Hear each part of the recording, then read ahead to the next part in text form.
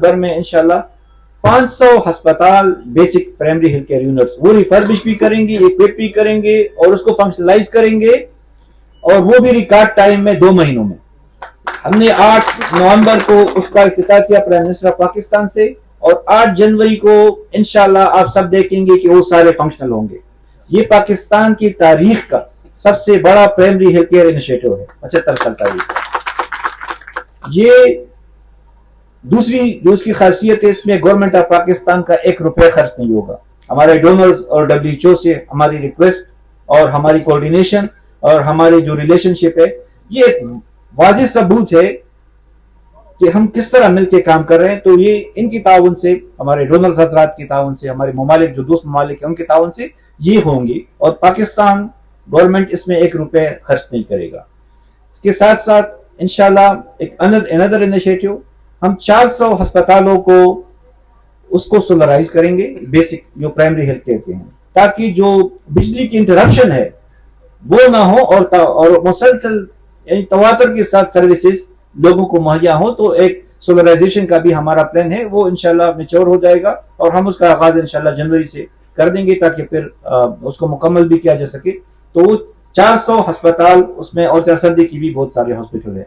WR साहब ने अर्ज किया कि हम न सिर्फ ये बल्कि चारसद्दा के लिए हमने और भी 64 हेल्थ फैसिलिटीज जो हैं उसको हम रिफर्बिश कर रहे हैं, इक्विप कर रहे हैं, और उसको फंक्शनलाइज कर रहे हैं, और इस लेवल पे ला रहे हैं कि वो सारी सर्विसेज प्राइमरी हेल्थ केयर के वो एहसन तरीके से in time free of cost आवाम तक पहुंचाएं, और वो उनसे अपने जो मसाइल है उनका हल ढूंढे, उनको अवेल करे, उनको एक्सेस करें।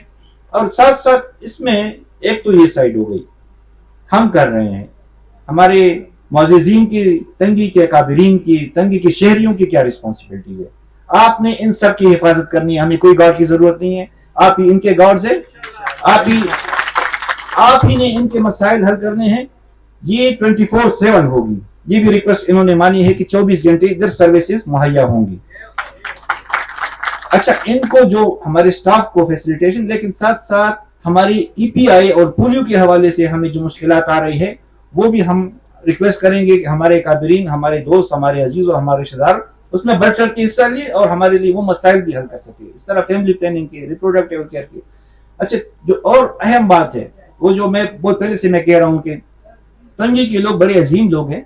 कुछ हमारे इस तरह की सोसाइटी डेवलप हो रही है, एक नशे की आफत आ रही है, हमें इत्तेफाक और उसके भी इशू है, लेकिन नशे की बहाली और उसके रोकथाम के लिए भी हमारे जहन में एक मंसूबा है, और वो भी हम आपके ताउन से इंशाल्लाह एटलीस्ट शुरुआत कर लेंगे।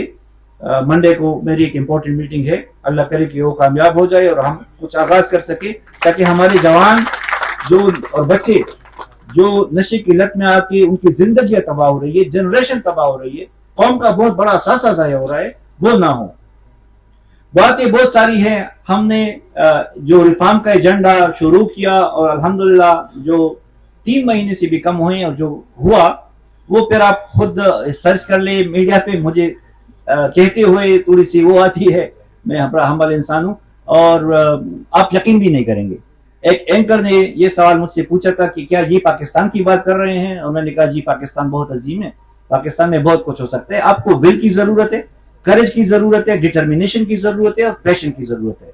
हमें अपनी कंफर्ट जोन से बाहर खेलना होगा, हमें कुर्बानी देनी होगी अपने लोगों के लिए, अपने मुल्क के लिए और इसी अजीम कौम के लिए। और ये हर एक की, ये किसी सेहत के इदारे की या इंटीरियर की या एजुकेशन की जिम्मेदारी नहीं है, ये पूरी स्टेट की, पूरी सोसाइटी की जिम्मेदारी है। हर शहरी जो पाकिस्तान का ID कार्ड रखता है उसके हुकूक भी हैं लेकिन उसके फराइज भी हैं। तो अपने फराइज को हम जाने, आईन की पासदारी, मेरिट की पासदारी, हक देना, जुल्म का रास्ता रोकना, मजलूम की मदद करना। बाय द वे मैं ये भी अर्ज कर लूं, मेरा इस इलाके से ताल्लुक है और मेरी फैमिली भी बहुत बड़ी है और दोस्त यार भी बहुत ज्यादा है, न सिर्फ अपने इस गाँव में लेकिन पूरे मुल्क में भी और बाहर भी। तो बहुत सारी आ जाती है, रिक्वेस्ट आ जाती है।